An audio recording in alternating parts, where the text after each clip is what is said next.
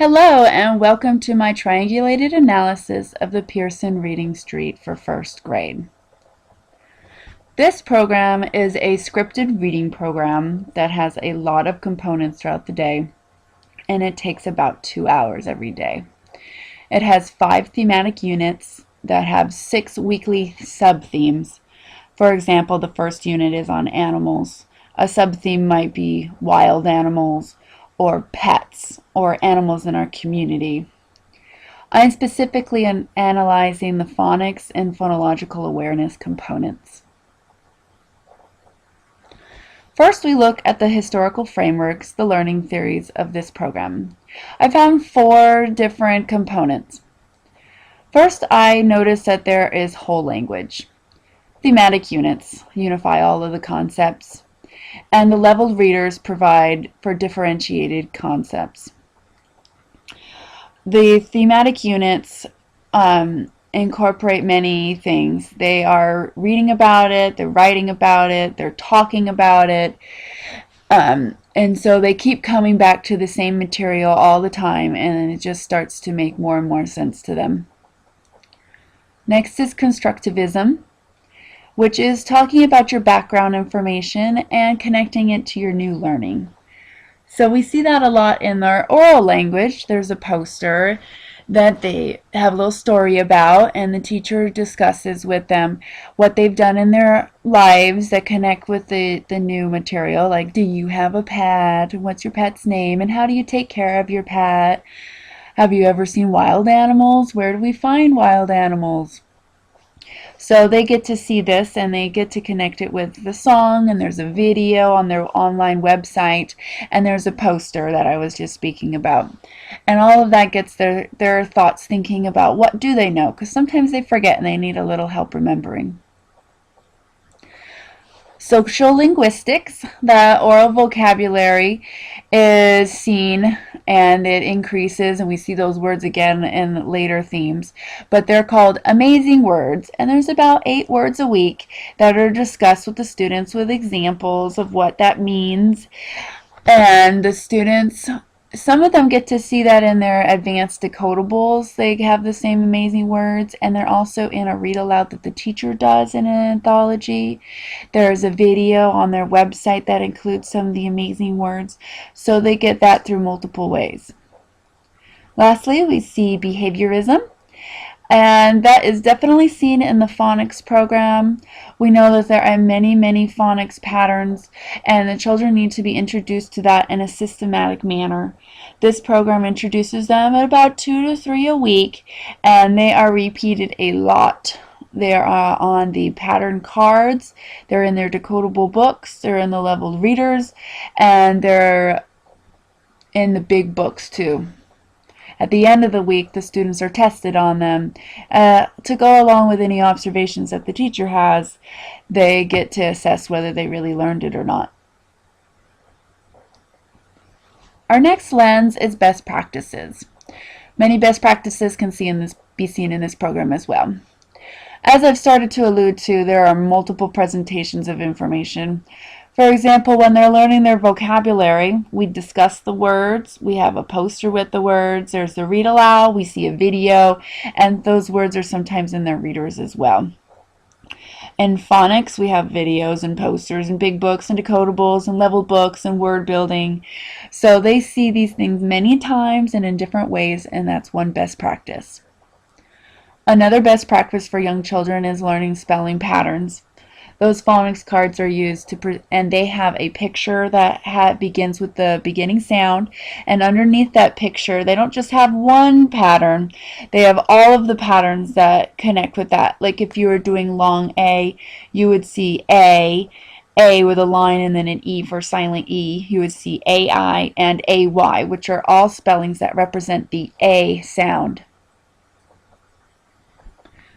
Next, we have our phonological awareness activities that are super important for our young beginning readers. It is very important that they learn words are made up of sounds and how you can manipulate those, because when they go to read words, they need to be able to hear all those sounds and then be able to put them back together. So the program has daily short lessons, which are much better than a longer lesson, and they increase their phonological awareness through needing to first identify what a sound is, and then segment those, and then blend them back together, and then identify rhyming words. So it begins at an easier task and builds up to harder skills. Word building is the last best practice. Phonograms are important for them. The word families are introduced. They're mostly given on magnetic letters that are then manipulated by the teacher or students, and that emphasizes how these words, when you take off the beginning letter, you put another one on, they're part of the same word family, so they have the same rhyme at the end, and they also rhyme. Finally, we look at the standards. The standards, there are many standards for phonics and phonological awareness, especially for first grade, because that is where our focus is. But to sum it up, they need to be able to distinguish the sound positions of letters, know if there are short or long vowels, create rhyming words, manipulate those sounds, blend and segment the phonemes. Those are done in the program through those short phonological awareness lessons, through those word building lessons, and also with poems. There are some poems in their anthology books, and the teacher can point out how those rhyme and have them identify more words that rhyme. Of course, they're reading common word families. They're doing that through their building words. We see those a lot in their decodable books, and we see them on their spelling lists. So their spelling list goes back to the phonics skill as well. So they're mostly spelled all of the same way. Next, we decode words. And those words that we focus on in first grade are being able to find the parts that have blends, the digraphs, mostly consonant digraphs, silent E, and the vowel team patterns. We do those again with the phonics cards, the decodable books, the level readers, and their main text in the anthology. Each sub-theme is titled by the title of the main text in that student book. And those go from increasingly easier to harder, and it goes back and reviews those skills and adds on new patterns. Like you might see a silent E word with a digraph on it, like shake. And of course, they need to be able to read common and irregular words. 5 to 6 sight words are highlighted each week and then go on a word wall at the end of the week. Those words are found in their decodable books, of course, and the anthology and the level readers. So you can see how all of those components are extremely important to be doing for multiple reasons. That text becomes increasingly difficult as well. When we do an overview of the program, we can see that one of its strengths are that all of the standards from the old standards and the new standards are already included, and it is really ready to be aligned with the new standards.